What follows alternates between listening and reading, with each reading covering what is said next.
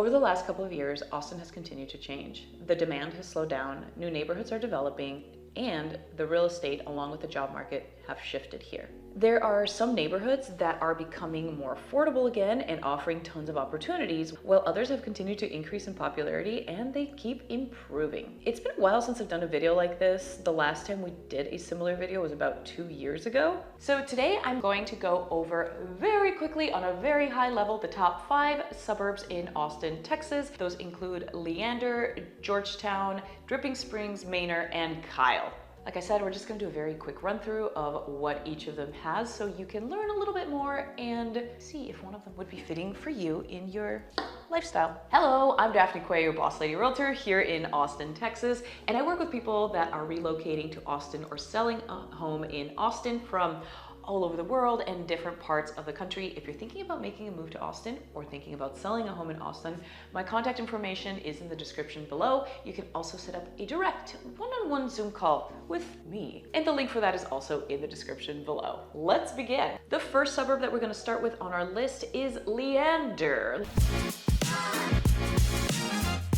Leander is located northwest of Austin. Actually, it's located just north of Cedar Park.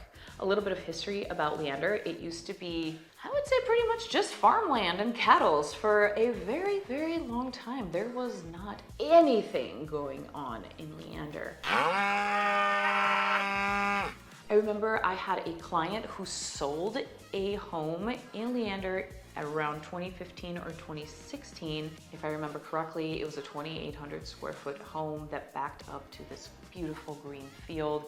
And we ended up selling that home for $220,000. That same home today would easily be about $500,000 to $550,000. Over the last few years, Leander has grown exponentially. There's been tons of residential development. There is a lot of commercial development planned, but it has not come to fruition yet. I don't know if it's going to within the foreseeable future. You know, kind of how big city planning goes. Sometimes they talk, and then it takes forever for it to become a reality. However, people really like Leander. I think in 2020 and 2021, it was ranked as the fastest growing suburb in the US. I should fact check, but I'm actually pretty confident that that is a fact. As far as price ranges go in Leander, there are homes listed for sale today from $300,000 to $5.5 million. That's quite a jump. But realistically, if you want a nicer home, a newer home in an established neighborhood, the realistic price range in Leander is going to be in the mid 400s to about 700,000. Now I'm going to hop on niche.com here and you can follow along on the screen with me. I'm a huge fan of niche.com because it gives you all the information about an area and a neighborhood that you would need condensed kind of onto one page. So let's hop in and again, just look at kind of the high level information on Leander. As we can see here, Leander has an overall grade of A. I think it's funny looking at this because we can see that it's got an A for schools, A- for housing, good for families, A in diversity, and a B- for nightlife. I really feel like Leander should have an F for nightlife. There is nothing to do nightlife in Leander except maybe go for a walk or leave Leander to go to Austin and live your nightlife. Moving right along, Leander has grown a ton in the last several years. It used to be super tiny with not a lot of residents, but today there are nearly 60,000 people living in Leander. If we scroll down, we can see that it's rated a B- for crime and safety. Personally, I'm a bit surprised that Leander doesn't score higher or have a higher grade for crime rate. I would think there would be less crime just because it is such a chill and quiet place to be. Final thoughts on Leander. Like I mentioned, there is a lot of residential development and there are some stunning communities right in the heart of Leander, which are beautiful and they have fantastic amenities and they're really, really great. The biggest downside though is that there's just not much to do. I have plenty of clients that come from out of state and a lot of people get excited about Leander because they've heard that it's growing, that there's a lot of potential there, a lot of opportunity, etc. But then when we go out there and we drive the 40 minutes to get to Leander from central Austin, they realize it's pretty removed and it takes a while to get even to like the grocery store or Walgreens or just, you know, even the gym or like basic places that you would need and basic amenities that you would need like in your day-to-day life. So moving right along, our next suburb on the list is Georgetown. Before I tell you about Georgetown, please make sure to subscribe and hit the notification button so you can be notified by that button every time I do a video like this one. Georgetown is an interesting suburb, and I say interesting because of the history. It used to have very much a small town Texas vibe to it. I don't want to say that it was very popular because it wasn't super popular, but pretty much everybody knew about Georgetown. Most people had been at least through Georgetown at some point. I think a lot of people just know about Georgetown because they have Southwest University, which is located right on University Avenue or Street, which goes east and west in Georgetown. They also have this really adorable little town square, which feels like such a throwback. I kid you not, it is literally a square with antique shops, little boutique stores, there's a little ice cream parlor, there's a little coffee shop over here, and then you see families and people walking around, people holding hands, walking their dogs, people just taking a look at everything. And during the holidays, the city of Georgetown decorates the square to be this beautiful little holiday winter wonderland, and it's got such a nice energy to it. That was basically the meat and bones of Georgetown for a very long time, up until they started developing in that area 10, 12 years ago. When you go to the west side of Georgetown, there are tons of master planned communities that are, I would say, fairly nice. You can find homes that are pretty over the top, and you can find kind of a more modest suburban home there as well. One of the things that has really made Georgetown more convenient and popular over the last few years is the Wolf Ranch Shopping Center, located right off of University and IH-35. They have so much stuff going on in there. There's Target, there's Ross, there's Marshalls. I think there's an Ulta there. There's like a Home Depot in that area. I want to say there's also a Lowe's. But like, just like things that you would need, there's Starbucks in there, there's a bunch of other restaurants, there's locally owned restaurants, there's more big box chain type places there as well. And it's all in this gigantic shopping center, and it's pretty accessible to, I would say, the majority of the people that live in Georgetown. The price range of homes in Georgetown right now is from $350,000 to $8.8 million. Lol. But realistically, most homes that you would want to live in that are in neighborhoods with highly rated schools are going to be in the 800 to even like the 1.2 million mark, give or take, in Georgetown. Okay, so if we jump back on niche.com, we can see that Georgetown is rated an A-. They give a B+ to the public schools, B- for housing, B+ for good for families. It has a C+ for crime and safety. The population is just over 66,000 people. As far as the crime and safety goes, like I said, it's rated a C+. I did not know that for Georgetown. I could see how that could potentially be the case, especially in neighborhoods that are closer to the highway in the major intersections. Final thoughts on Georgetown. Like we saw on the niche.com rating, they have a B+ for schools, so schools are okay, and sometimes some of the neighborhoods can get pretty expensive. I personally feel that if you're going to be paying more for a home, you should probably be looking for a neighborhood that has higher rated schools as well, whether you have kids or not. Just for the plain resale value alone, I think that's something that's really important to look at. While parts of Georgetown are very convenient to live in, the closer you are to 35 and kind of that University Avenue intersection, the more access you're going to have. But then when you go way west to these brand new communities that have homes that literally sit on like an acre of land, it takes forever to get anywhere, and it feels like you are in a farm, which is not bad if that's really the vibe that you're looking for, but just know that it could potentially take a while to get some basic necessities or just leave town. If you are thinking about moving to any of these suburbs, or maybe you've been to some of these suburbs, leave a comment and let me know any questions or thoughts that you guys might have on these areas, but please keep it respectful in the comment section. I do try to reply to every single comment, and I love hearing from you guys. The next suburb on our list is Dripping Springs. Dripping Springs is located directly southwest of Austin proper. A little bit of history about Dripping Springs. Dripping Springs was very much farmland up until, I'm guessing, but I feel like about 5 years ago or so. People didn't really tend to visit Dripping Springs that much, with the exception of maybe driving through to go to Fredericksburg to get to the wineries. Also, Dripping Springs is known for having some of the best wedding venues in the country. So there's a lot of weddings that happen in Dripping Springs. But over the last few years, there's been a ton of development in every way imaginable. There are more restaurants, there's breweries there now, there's tons of residential development. There's just a lot more things to do in Dripping Springs today than there was maybe over the last decade. As far as price ranges go in Dripping Springs, there's a pretty wide range. There are homes listed for sale right now that are in the 350 price range all the way to 8.8 million. LOL. But I will say the bulk of the homes that are for sale are typically anywhere from about 800 to 1.2 million. In Dripping Springs, if you're getting a newer home, you can usually expect something a little bit more modern looking, kind of trendy.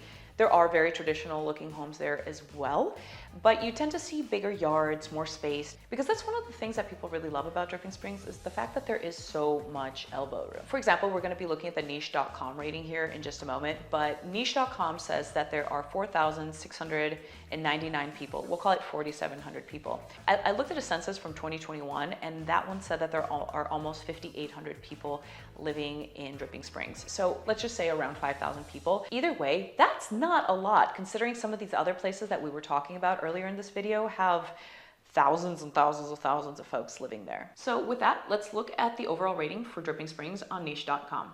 As we can see here, Dripping Springs is rated an A. It is also listed as the #1 best place to live in Hays County. They have an A+ for public schools. Awesome. They have a B+ for housing. I wonder if that has to do with the pricing. Also, it says it has an A for families, and that's funny, it's got just a slash for crime and safety, so I wonder if that means it's super safe, or they just maybe don't have the data. Let's just assume there's no data.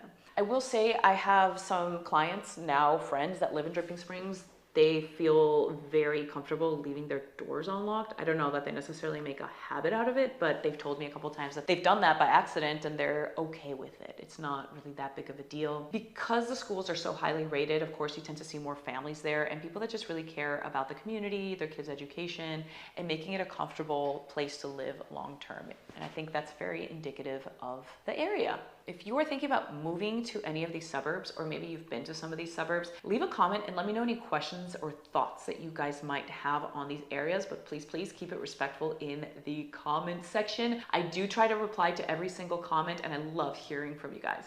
Our 4th suburb on this top 5 suburb list is Kyle, Texas. Kyle is located south of Austin proper. If you look at a map, that's what my maps look like apparently, but there's the map. There's Austin, there is Buda, and then there is Kyle and San Marcos. San Marcos we don't even really talk about, but Kyle is a little suburb that has absolutely exploded over the last 2 years.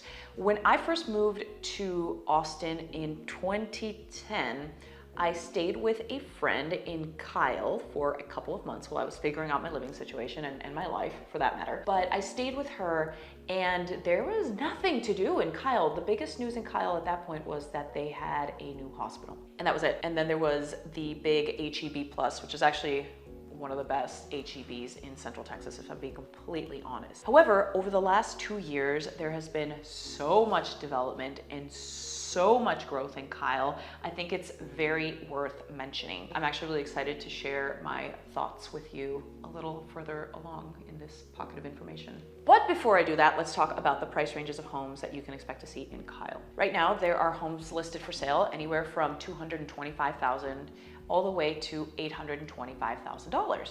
The majority of the homes listed for sale in Kyle right now are between the $320,000 range to the $475,000 range, which is a lot more palatable than, I don't know, Dripping Springs or Georgetown for that matter. Let's take a look at Kyle on niche.com. If we look on niche, we could see that it is rated an overall B, which is one of the lower ratings that we've seen so far, and I'll get into why I think that is here in just a second. They are giving a B to the public schools, B- for housing. I don't really know why that is because there is a lot of housing there and a lot of variety of the styles of home, but that's for another time, for another video. B, good for families, and that's probably because the schools are so-so. C+ for crime and safety. I guess I'm not entirely surprised to see that. B- for nightlife, which again seems high for the area. And Kyle has an A for diversity. The population of Kyle is 45,147 humans.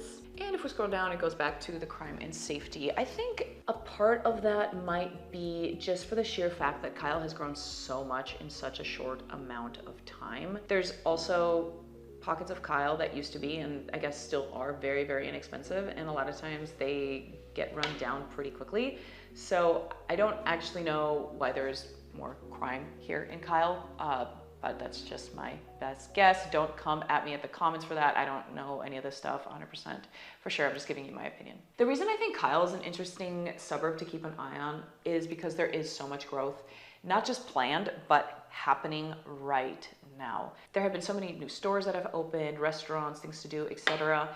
One of the main things that has created a lot of buzz in Kyle is the fact that they now have a Costco. Obviously, yes, Costco is just one spot to go shopping, but usually where there's a Costco or a Sam's Club, there's a ton of other stuff around it. So there's a lot more development that is coming as well. They have a huge movie theater. They also have the EVO amusement complex, which on Google here shows it is an amusement complex with a movie theater, bowling alley, and game arcade. I also think if you are thinking about investing in Kyle, or if you are a first-time home buyer and looking for a home that's in a more economical price range, Kyle is a really great option because all of the growth that is going on, you're more than likely to see some solid appreciation over the next 5 to 10 years. I can't guarantee that. I don't have a crystal ball, of course, none of us do. But it feels like if you get something today at the right price in Kyle, you'll do very well with that investment in the future. The last suburb on my list is one that I've never spoken about on my channel, but people keep asking me about it. So I'm going to tell you a little tiny bit about. But before I do, please make sure to subscribe and hit the notification button so you can be notified every time that I do a video like this one. Okay, let's go. I'm gonna tell you about Manor, you guys. What? Can I get a round of applause? Okay, so let's talk about Manor real quick. First, it is located just east of Austin. It used to be just a lot of flatland. There really wasn't very much going on there. I think like so many of these suburbs, but I think in Manor that there was even less happening because there wasn't Highway 130, which is our north and south toll road. It's not super close to the main road, which is IH-35, and it was just off by itself. I remember you could get a house in 2008, 2009, 10, 11, 12 for under $100,000 in like a newer home as well. Was it super nice? No, but I mean, the fact that you could get a home anywhere for 100 grand was fantastic. That's not the case at all anymore, so please don't call me saying that you want to buy a house in Manor for $100,000. That doesn't exist. We can't go back in time. There's also just not a ton to do in Manor. One of the main attractions in Manor is a Walmart, period. There's also Starbucks, there's McDonald's, they more recently had a really like fancy car wash open up, which is kind of cool. And there's some other little things around that you might need, but it's not the type of place where you go and hang out and like go to dinner, or not a nice dinner anyway, in Manor. I'm not trying to throw all sorts of shade at Manor, I'm just telling you what it is. However, housing in Manor is pretty reasonably priced. Right now, there are homes listed for sale right in Manor for $250,000 all the way up to $1 million. Most of the homes in Manor are going to be anywhere from the $350,000 to about the $500,000 price range. So let's take a look and see what the rating for Manor is on niche.com. Looking at niche.com, we can see that Manor has a rating of B+. Manor is rated C for schools, B- for housing, C+ being for good for families, C+ for crime and safety, B- for nightlife. I'm surprised it's that high.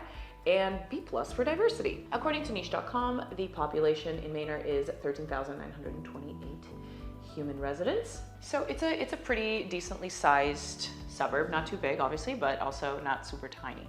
Two of the main reasons that I haven't featured Manor before is, I guess, three, you get a bonus reason. Number one, most of my clients haven't requested to buy homes in Manor. I've had a couple folks that have wanted to, and yes, I've helped them and it's been fantastic. They've actually been very happy there. But the other two reasons is one, that the schools have low ratings and it's not as convenient to live there because there's really one, maybe two main arteries to get in and out of the town.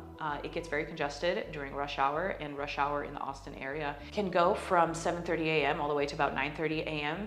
and it can start as early as 2 p.m. in the afternoon and it'll go till about 6 or 7 at night, which is kind of ridiculous. So if you are in Manor and you get home from work and you want to settle in and then, I don't know, go to the gym or something or go out to dinner, it's going to take a while to get out of the community as well. There are still some really nice newer communities in Manor that people absolutely love. They have really good amenities, community centers, pools, walking trails, all that kind of stuff. But Manor's good for folks that are okay with driving for long periods of time and good for folks that potentially just really prefer to be at home. And that's totally okay too. It just really depends on your lifestyle and what you're willing to put up with. So guys, those are 5 suburbs that I wanted to feature that are very popular in Austin right now and that I get questions about all the time.